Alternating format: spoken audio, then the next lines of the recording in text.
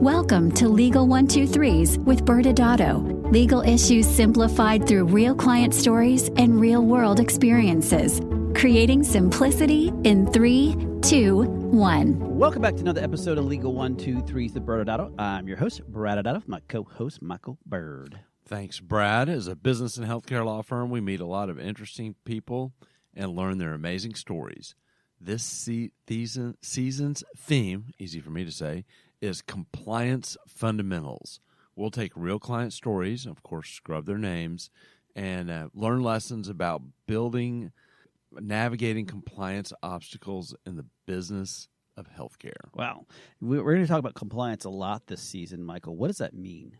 Well, compliance is a broad word. It describes all state and federal laws that govern healthcare, and for us, a lot of times specifically, the practice of medicine. Mm-hmm. Healthcare is one of the most heavily regulated industries in the United States, and compliance means that you're running your practice consistent with these various laws. Well, okay. Well, and we say this too, Michael, compliance is not stagnant. Can you help with talk about that? Right, yeah. There's a misperception that compliance is a task. You know, you create a list, you check the box, do these things, you're good to go, mm-hmm. and it's a moving target. It's an ongoing thing because there's so many variables in running a business or a healthcare business that affect whether you are in compliance from moment to moment. So compliance really becomes a way of life, a part of your culture to your business. Excellent. Well, what do you have? What story do we have today? Well, our story today is going to be about medical supervision. Okay. But before we start, the idea of supervision stirs up a lot of thoughts. You're not about to share some dark tale about one of your old bosses yelling at you, are you? Well, maybe. I have to be careful, Brad, because one of my most influential bosses later became my partner at our old firm, and he listens to our podcast. Shout out to Alan. Hey, Alan. So are you afraid to share now? No. As you know, Alan and I have a great relationship. We've been friends pretty much since the day he hired me, and even in those early years when he was my boss, he didn't pull the boss card on me very often. He really collaborated. But I do seem to remember you having some scar tissue from your first boss as a lawyer. Oh, yes. My first boss out of law school, he went to Duke, and he mentioned this daily. And he made Attila the Hun look like a fun guy you get to hang out with while he sacked your village, basically. He'd throw papers at people. He'd curse you out. He'd throw books at all subordinates. If he didn't agree with you, he just would go ballistic. I mean, a real gem to work with, honestly. Oh, man. Well, I do have a favorite supervisor story, but this is, I guess probably further evidence of me being a 13-year-old boy.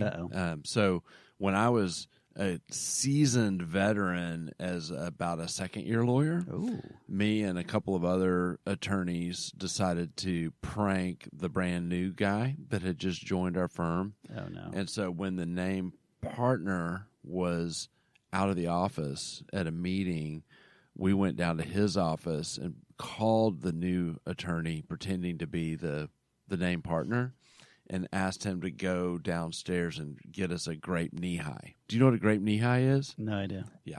It's a very hard to find soda. Oh. And so the story goes, he came back like an hour later, of which none of us were working, and left a grape knee-high at the door of the name partner under our direction. So it was my first power trip as a supervisor. That is just mean. Probably not good, good for future me to be an actual supervisor. Well, I don't have a similar story with my kind of young Brad. I think I was 3 years out, and I had my first associate to work with, and his name is actually Bo Haynes. Was the first associate I worked with. So shout out to Bo. Actually, he and I were on a conference call the other day. He's still practicing in New Orleans. And it was funny, me trying to lead him as a 3-year attorney as if I had this incredible guides to help him out. But it's interesting when the first time you start working with associates. Okay, well, let's flip it. I want to hear a little family life version of being a supervisor, a.k.a. a dad. Yes. What do you have, like a big parenting fail that you're willing to share just with me? No one else. Yeah. Okay. since this is only a 30-minute show, I'll just kind of keep it real tight and only give one story. Yeah. But I think my most famous story was Micah, my wife, was out of town on a girls' trip. I had Madeline Ellis. I think Madeline was like 5 maybe. And that first night Micah was gone, she kept waking me up over and over and saying she misses mom. She misses mom. I was like, super nice dad. No, don't worry. She'll be back. Put her back to bed. And it happened again. It happened again. Like on the 9th time, I was not super nice dad. I was like, you need to go to bed. Mom's out here. And then she starts crying. And I was like, I finally did the whole like, what? And she's like, I want to talk to mom. Finally, I'm like, why do you want to talk to mom? My ears hurt. What do you mean your ears hurt? She said, they hurt a lot. I said, like a lot, like when you go see a doctor? Yes. So all night long, she's been waking me up to tell me her ears hurt, but she wanted to tell mom, not me. Oh. So next morning, get him up, get him to the doctor, get in there, double massive ear infection. Oh. So my worst, or my best day ever as a dad.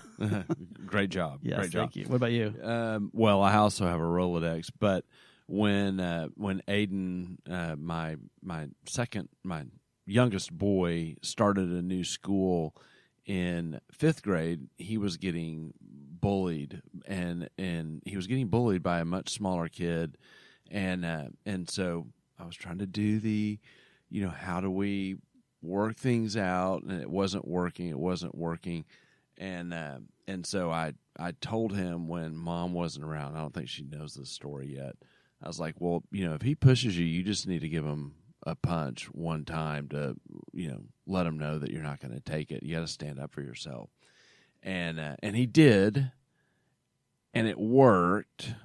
And then all of a sudden he came home like a week later, and he had a bunch of like a $20 bill in his wallet. I'm like, where'd you get that money? He's in 5th grade. And this kid that he had punched the week before had then paid him $20 to be his bodyguard.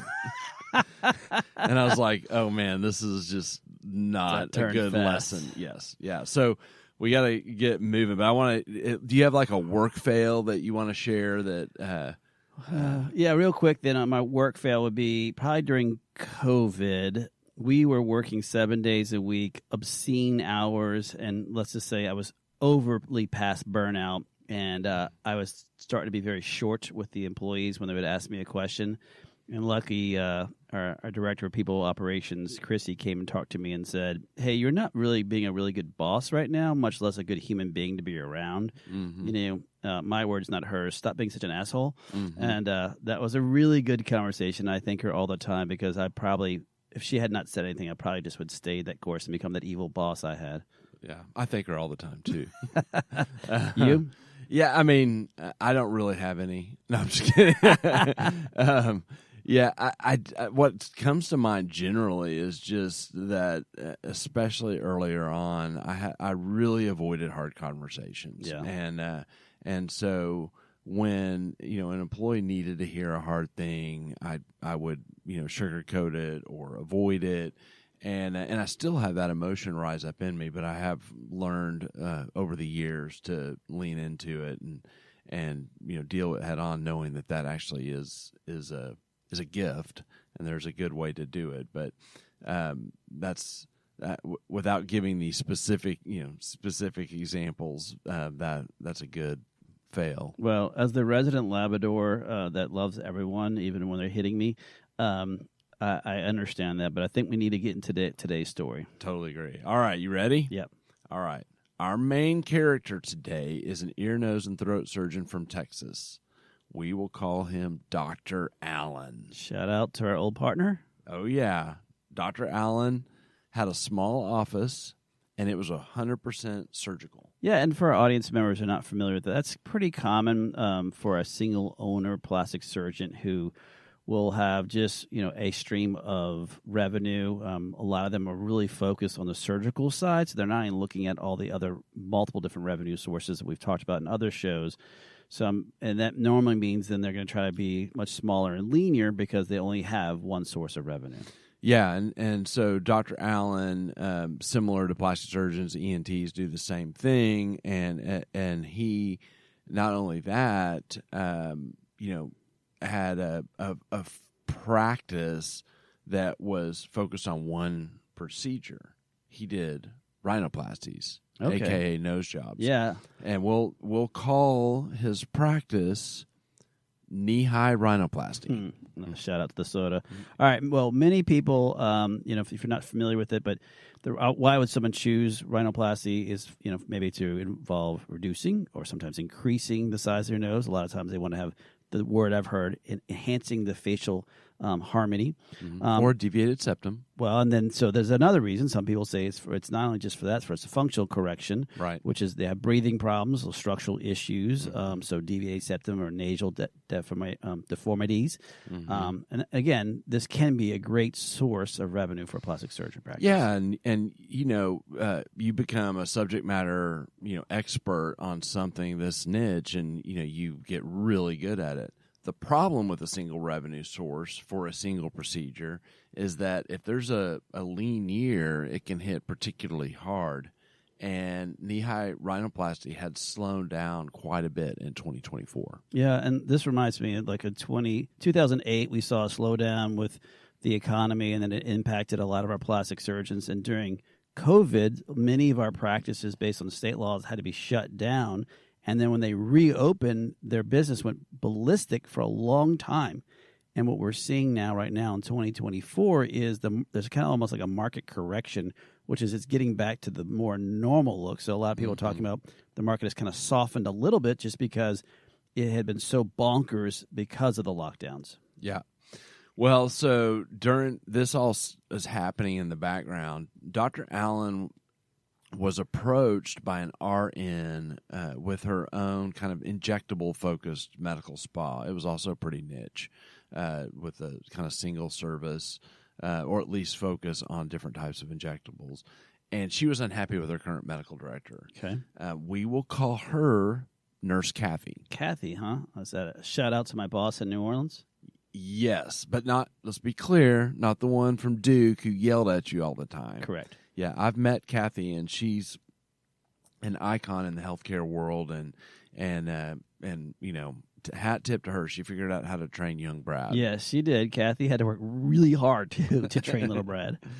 Okay, well, so I should probably pause and address a vocabulary word we've talked about before, the word medical director, and it gets thrown around a lot, and it's a generic term that can mean a lot of different things. And so it may, it has a role in the hospital setting where you are, kind of overseeing a type of department, and or it can be seen in the setting like here. So it really becomes important when you hear that term to understand actually what is being asked, or what is the role of the physician in that circumstance. Yeah, and the interesting thing about the term medical director is really, depending on your state, a lot of medical boards just, when they hear that, they have an emotional reaction that something negative is happening here. And they've now connected a negative term, medical director, even though many states it's supposed to happen in some capacity, to that verbiage. And then, ultimately, when you hear the term medical director, what you're trying to figure out is what's being asked of you, the physician. Are you being asked to do something? And most of the time, you're being asked to show up and be the supervising physician, and in that role, overseeing that the clinical care is being consistent. So at least at our firm, even though that we do have medical director agreements sometimes which are required, but really focus on the supervision aspect of it. Right.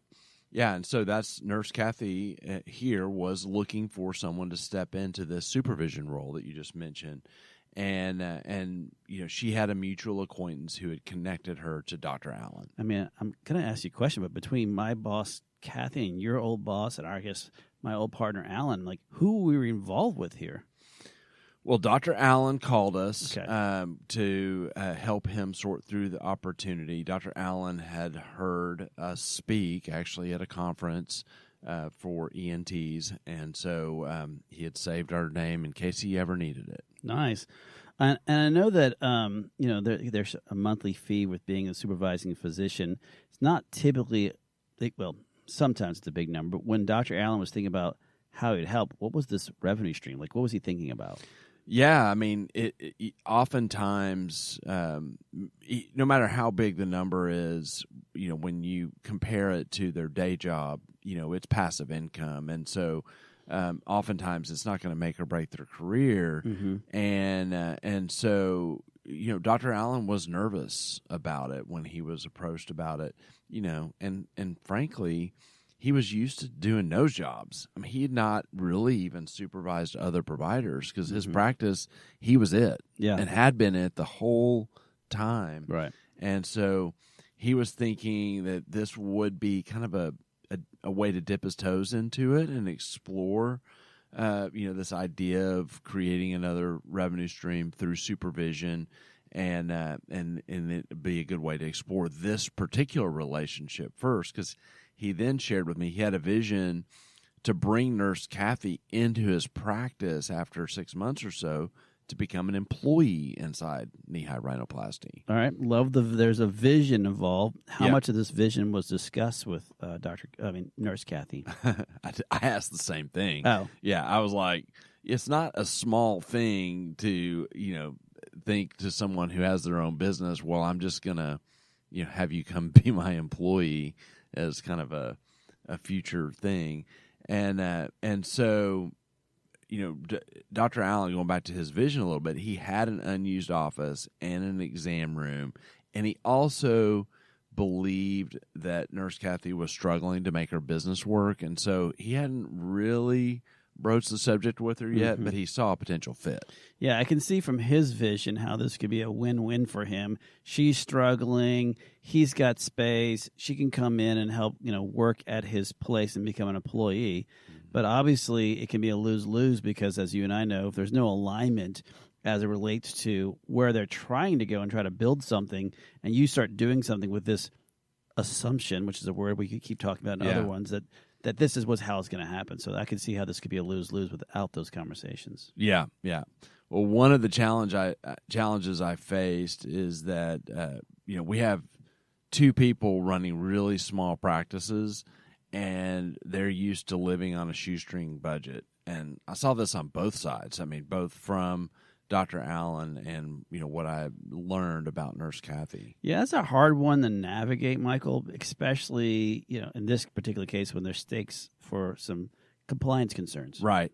And so, as an example, starting with Nurse Kathy, I learned she was paying her current medical director $500 a month, and then said she was only able to offer Dr. Allen $750 a month to be the supervising physician.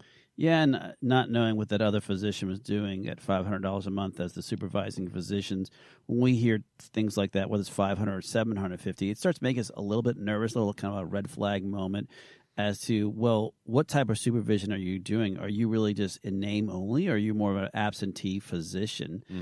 And we understand that there's some pressure there when it comes to the cost for her to be compliant, but at the same time, Dr. Allen needs to think about the fact that he may be lending his license to someone in this scenario and really not improving anything except a little bit of cash flow, and the compliance concerns just raise some serious risk. Right. Yeah, and Dr. Allen had never filled this role before, and he, again, going back to, kind of dealing with them both being small practices, so he'd never done this role before. He was not used to working with attorneys. Yeah. And so he was actually used to getting his information from his medical society. Well, first off, the fact that he had to work with you, maybe he's still not used to working with attorneys. But secondly, just kidding, audience. But secondly, it's great to be part of a medical society. It's great to be able to go out there and learn what's going on and being active in it. So there's nothing against any good society or any educational association. There's a caution, though, as a solo surgeon, if you're only getting your information from the society / your buddies, from your legal support, you may be missing out on things that really truly apply directly to your practice versus the global world out there. And as we've talked about in a lot of different shows, every single state's going to be different, and so there's risk associated as to how you're working with someone especially if they're just some type of form some friend gave you or you downloaded off ChatGPT. Right. You think this is going to be sufficient. Yeah, you nailed it, too. That's the problem. Dr. Allen shared with me that he wanted me to review a medical director agreement that he had gotten from a colleague in Florida. Oh, no. Yeah. We saw that coming. Yeah, Florida is different from Texas in so many ways. The ownership rules are completely different, and the supervision rules are completely different. Yeah, and just going back to Florida for a second, for our clients in Florida, although anyone can own it, they have some very restrictive rules when it comes to supervision.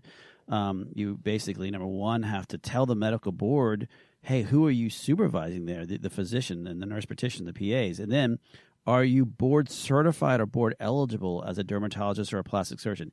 Is that practice within 25 miles of your practice? And do you list it as a location that you will oversee? Now, there's some exceptions to that rule I won't bore the audience with today, but it really starts Florida says and you can own it, but then they start diving into how many people can you oversee, what type of limitations are that, and then it's even weirder, as you know, the RNs there technically by the nursing board aren't even supposed to be doing injections there. So it's depending on how the agreement was written, it could be very upside down for him. Yeah, and one look at the agreement, and it was written to try to navigate all those laws, and it's worthless in Texas. And so, I had the difficult task of educating Dr. Allen that there's much more to it to take this role on in Texas. Well, I'm curious how to work out. Let's go to break, Brad. Okay. And talk about supervision requirements that Dr. Allen would have to commit to in Texas and some lessons on supervision. Many business owners use legal counsel as a last resort rather than as a proactive tool that can further their success. Why? For most, it's the fear of unknown legal costs. ByrdAdatto's Access Plus program makes it possible for you to get the ongoing legal assistance you need for one predictable monthly fee. That gives you unlimited phone and email access to the legal team, so you can receive feedback on legal concerns as they arise. Access Plus, a smarter, simpler way to access legal services. Find out more. Visit ByrdAdatto.com today. Well, welcome back to Legal 123's the ByrdAdatto. I'm your host, ByrdAdatto, with my co-host, Michael Byrd. Now, Michael, for those that don't know, this season's theme is compliance fundamentals. And today we're talking about real stories, sometimes sad stories, that happen to our clients and sometimes what happens in news. And although this is not this particular story is where we left off, it was really focusing on what was happening between Dr. Allen and Nurse Kathy. Yeah, so the quick recap, audience, the stars are Dr. Allen and Nurse Kathy, and then we have knee-high rhinoplasty, and Nurse Kathy had asked Dr. Allen to become a medical director for her injectable-focused medical spa, and we ran into some obstacles. Obstacles both being kind of lack of sophistication because they were really small businesses with very narrow focuses and had not, really had a lot of experience with, working with others, and then not a lot of kind of business savvy, and so we walked through that, and where we left off, was just this Florida medical director agreement being presented to me and not working at all, and me having to try to educate Dr. Allen on, what does it take to supervise, and in his case, in Texas. Well, we're focused on compliance, Michael, and let's talk about Dr. Allen. He's here in Texas. What are some of the first things you do visit with him on? Yeah, well, we talked about corporate practice of medicine, and we've done a lot of CPOM discussions on other episodes, but essentially, a doctor has to own a medical practice in Texas, and so for him to go forward with Nurse Kathy, he was going to need the MSO model, and so we talked a little bit about that. MSO is the solution to corporate practice of medicine, and then we dove into supervision, even if we could solve that, and we talked about how for him to properly supervise, delegate, and supervise in the kind of chain of care. We talked about the good faith exam, the need for all new patients to be physically examined by him or a nurse practitioner or a physician assistant, to receive a diagnosis and a treatment plan. They have to be cleared that they're okay for whatever those treatments are going to be. And then we talked about how you need to have written protocols in place that are signed off on by Dr. Allen that says this is how we do these different treatments, whatever the different injectables were.